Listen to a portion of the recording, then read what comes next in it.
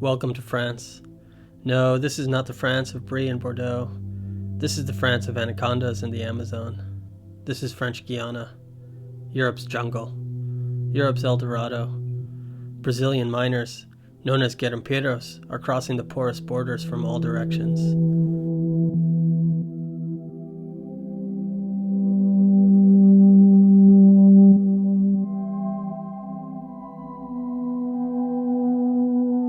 Some garimpeiros come in search of adventure and a fortune, others merely a better wage than they can find at home. But for all garimpeiros, petroleros and prostitutes, it's the gold that brings them to the jungle.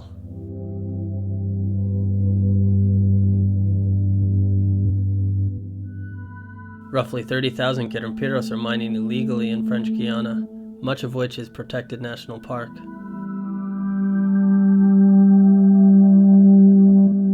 Crossing in the dead of night, scores of wooden canoes go up choppy rivers and creeks, laden with a ton of cargo each, carrying all kinds of loads, from diesel to chicken, four-wheeler ATVs, earth-moving tractors, rice, beans. Everything that reaches a mine comes by river.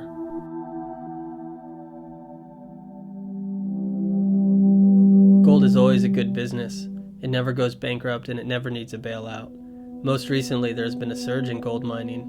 When the U.S. markets collapsed in late 2008 and international economies have tumbled in its wake, nervous investors turn to what is solid, gold. Ever since, prices have soared, reaching record levels in late 2009 and early 2010, making the great risks involved in illegal gold mining even more worth the danger.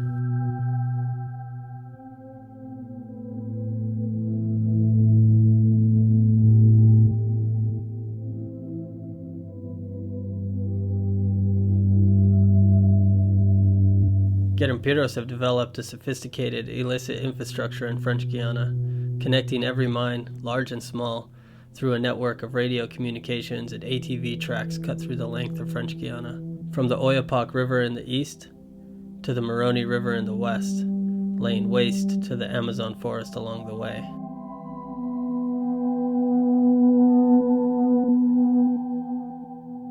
Throughout French Guiana, there is an archipelago of small-scale mines, usually with only 4 to 5 workers per site. Mining is still primarily as it was hundreds of years ago, with mercury and concave pans, in knee-deep mud, panning for a living.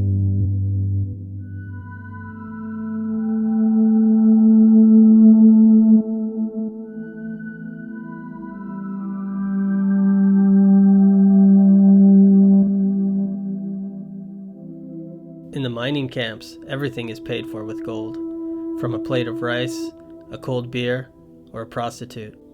Prostitutes are brought into the mining camps from Brazil, upriver like all other supplies. While the garimpeiros plunder France's natural resources, the French government has done little to mitigate the environmental disaster the gold rush has caused.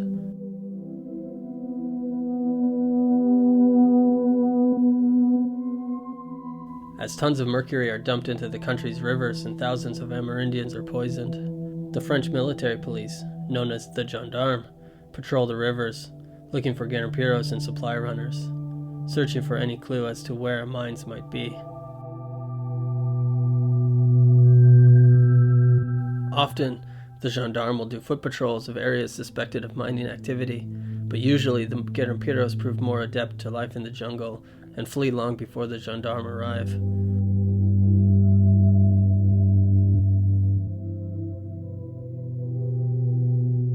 Controlling illegal mining in 32,000 square miles of dense primary forest is a daunting task, one that has proven nearly impossible. Given the natural difficulties of policing the vast jungle, the gendarme can do little to control the mining. A lack of helicopters has limited their ability to do missions, and when the gendarmes catch miners, they simply break their motors and send the garimpeiros back to Brazil, where they retool and begin again.